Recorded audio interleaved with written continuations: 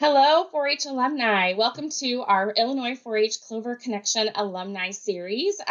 This is our new 4-H alumni series where we are hosting 4-H alumni and learning about their 4-H experiences and how 4-H has impacted their life. My name is Tina Veal. I'm the 4-H alumni and constituent engagement manager with the Illinois 4-H program.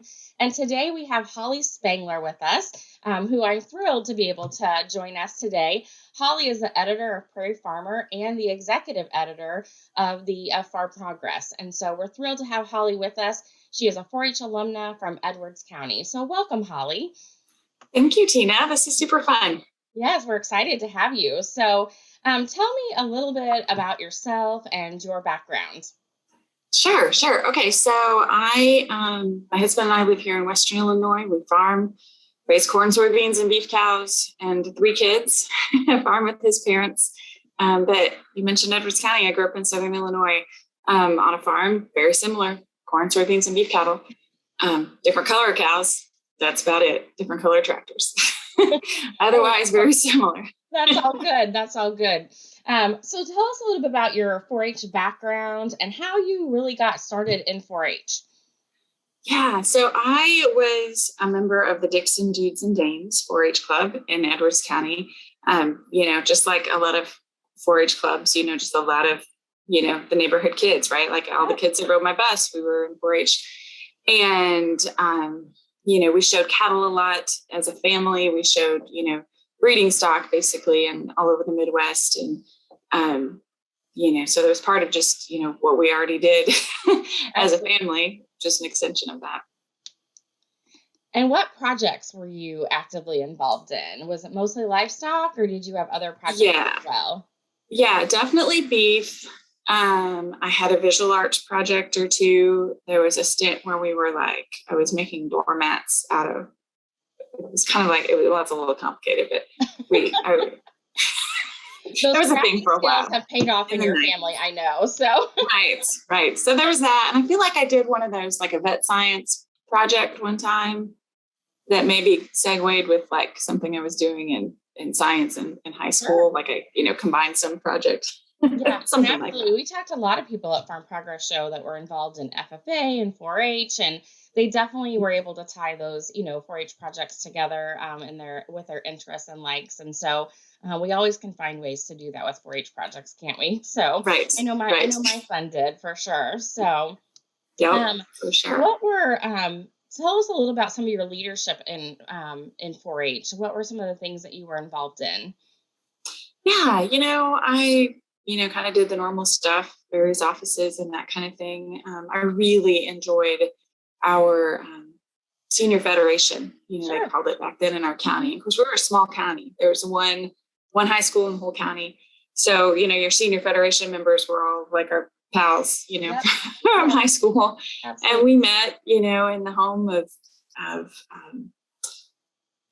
just a really great family, there, Neil and Debbie Farron, and, mm-hmm. they had young kids at the time, and, let us all hang out in their living room and, hatched plans and did stuff and had a good time mostly. So those were the good things. That, and then, I used my 4-H experience, I guess you'd say, as part of my college experience in living at 4-H house. Mm-hmm. Because at the time you had to have had 5 years of 4-H in order to live at 4-H house.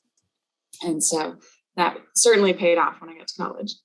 Well, and as you think about your college and career path, I mean, you kind of went down talking about 4-H house and how that led you probably to the University of Illinois, but did 4-H have an influence in your college and career path?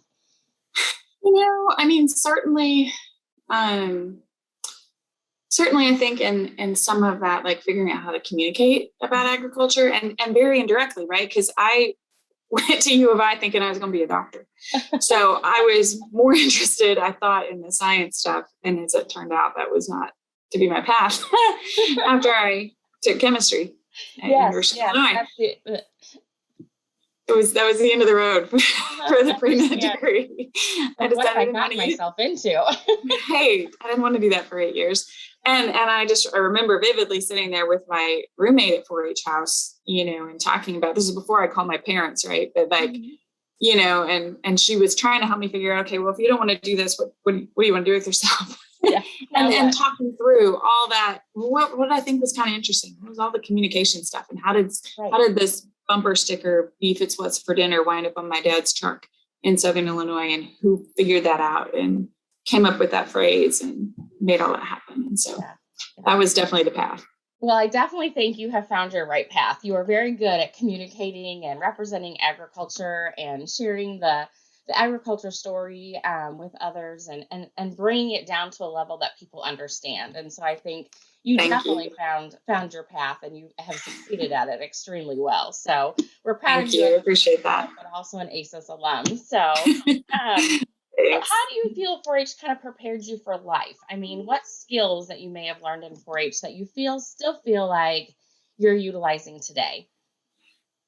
Definitely working together with people, right? Like, we joke about you hate in college and in high school, you have group projects sometimes, right? And you hate the group project because somebody doesn't pull their weight or blah, blah, blah, or something happens. And, but the reality is that the group project is life, right? and those skills we learned early on in 4-H. You got to, get along and figure out how to get something done, and hold a meeting, or somebody doesn't agree with something in the meeting. Well, how do you have a rational discussion and a productive discussion where you get to a point that you can make a decision? And a lot of that goes back to, a bunch of 8 and 10 and 12 and 16-year-olds sitting in a church basement together for a 4-H meeting. Trying to figure out parliamentary procedure and how to lead that meeting. I've heard that from a lot of 4-H alumni, that they say, gosh, you had a 4-H'er or an FFA member when they know how to lead a meeting properly and get through an agenda. So that's always really fun and positive to know that came from those experiences. But as you think about all the experiences that you've had, and your kids have been in 4-H, what is one of your favorite 4-H memories that you've had? That's a good one. I almost defer to my adult life in 4-H as a parent. A few years ago, my family, we applied and were selected for the 4-H Family Spirit Award. And it was just really cool to that process of how, that application that we put together, and you had to collect everybody's 4-H story, right? And so my mother-in-law has been the 4-H leader here of the Czech Volunteers in Fulton County since approximately the dawn of time. And, at the time, I think when we filled that out, maybe it was 42 or 43 years. And now she's pushing 50 years as a 4-H leader. Wow, that's amazing. Yeah. And so to sit down and, and then have her talk through, then her parents and what they had done in 4-H, and, my brothers-in-laws and sisters-in-law, and then all their kids, and just how it's all kind of trickled down, and everybody's kind of had those similar and yet different experiences. Because back in the day, she talked about, there were boys 4-H clubs and girls 4-H clubs. Yes, absolutely.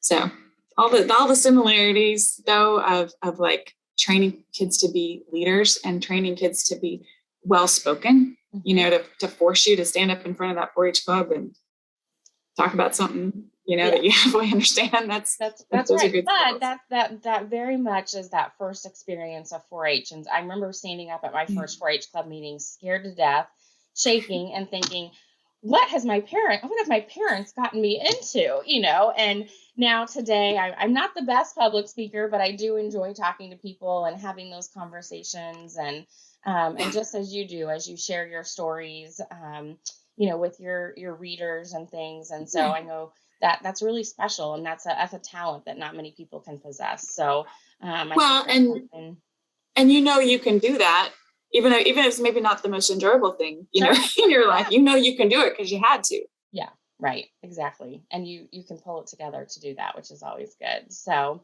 what is one thing that advice that you would give a 4-H member today?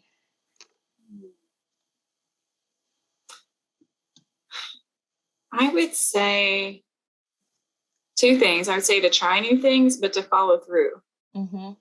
Take something all the way to the end. And that's hard for everybody. That's hard for kids. That's hard for adults.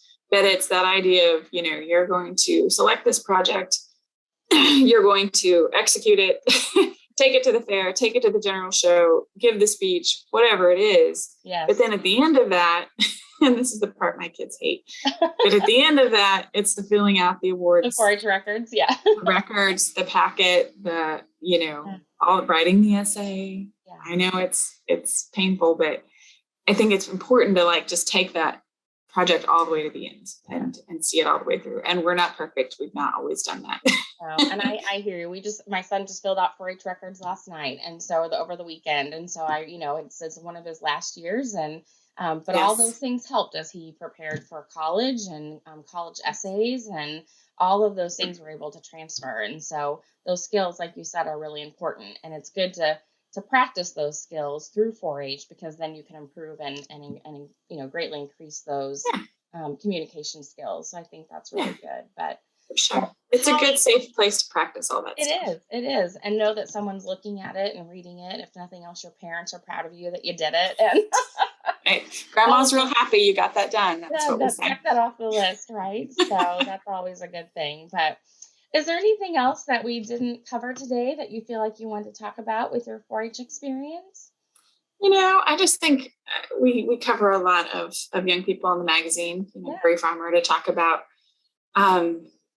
what they've learned and what they're doing. And I think one of the interesting things that has come out of the pandemic is just the amount of time that kids have been able to spend on 4-H projects. And I know we didn't have a lot of, usual fairs or programs in 2020, but they were back in 21, and kids had a chance to do some of that and to really spend time with grandparents, I think, and family in different ways. That's kind of been the story of a lot of the pandemic and the shutdown, and the stories that we hear from farm families was, there are a lot of bad stuff, but there's some good here too. And I think a lot of that tracks back to 4-H, and the stories I hear about kids working on a project, working on their whatever it is, because they happen to be home with, grandma or grandpa or whoever it was, more time during the day. Those are good things too. And I think that from the pandemic, we saw how 4-H really does give back to communities as well. I know some of the stories that you covered were about mask making and food advocacy, and making sure that they were giving back to their community in a time where this was a different time nobody had seen before. And so while we faced some challenges, and we all learned how to do virtual fairs, which was not what we wanted, but it was one of those times that we definitely felt good being all back together. I know it's 4-H is very much family oriented, and it was just nice to be around our people, right, back at state fair and county fairs. So I agree with that. I think that was something that was really special, and maybe something people will feel like they take more time for those type of things in life, and so we all slowed down during the pandemic and found things that were important to us. So I agree with that. So thank you for always covering 4-H and sharing the 4-H story. We greatly appreciate it, and excited to know, watch your kids grow up. I know your daughter just went off to college and is now following in your footsteps, and so it's always great to see those family traditions like you have on both sides of your family. So thank you for what you do. You bet. Thank you, Tina. I appreciate it. It's good to cover a lot of really interesting 4-H alums too for the state. So. That's great. So, well, this is again been wonderful to have you, Holly, and visit about 4-H and youth today, and 4-H experiences and how 4-H impacted your life. And so thank you for joining us. And this has been the Illinois 4-H Clover Connection, and we will see you next time.